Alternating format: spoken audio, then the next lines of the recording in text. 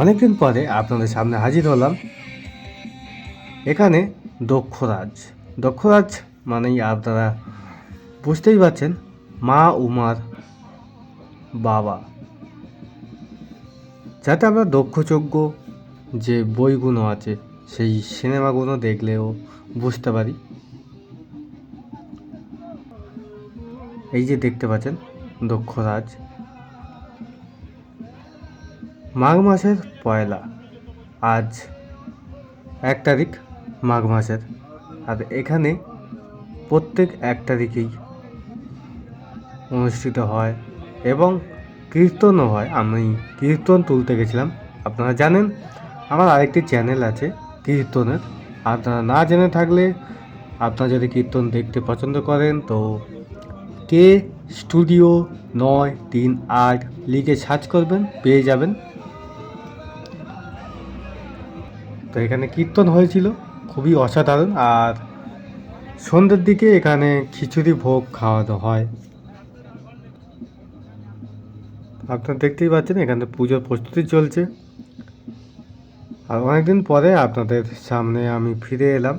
তো আপনারা কেমন আছেন কমেন্টে নিশ্চয়ই জানাবেন।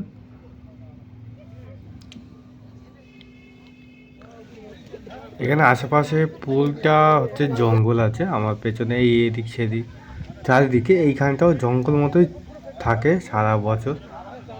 এখানে এই একটা দিনের জন্য প্রায় 1 মাস আগে থাকতে, ওখানে অনেকের সাথে আমাদের কথা হচ্ছিল, 1 মাস আগে থাকতে এই যে দেখতে পাচ্ছেন শ্রী শ্রী বাবা দক্ষরাজ মন্দিরের সামনে লেখা আছে। এখানে সব খিচুড়ির প্রস্তুতি চলছে, কারণ সন্ধ্যেবেলা প্রচুর লোক খায় নিয়ে যায়।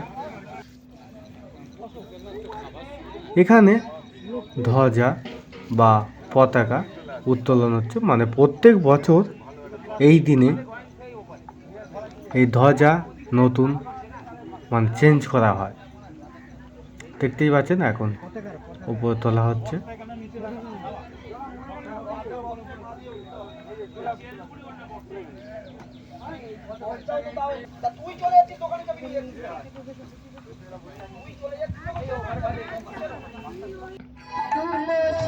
এই দেখতে পাচ্ছেন কীর্তন আরম্ভ হয়ে গেছে।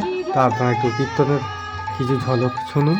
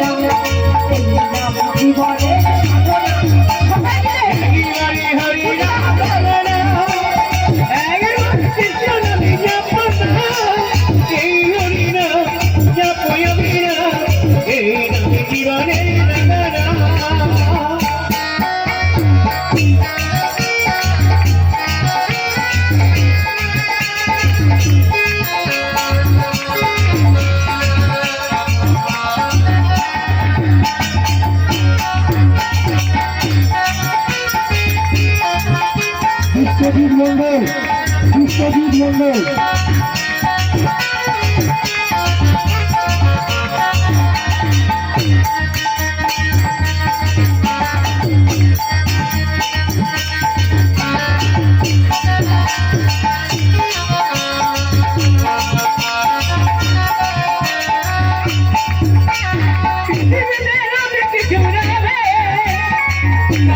ছেড়ে যেতে হবে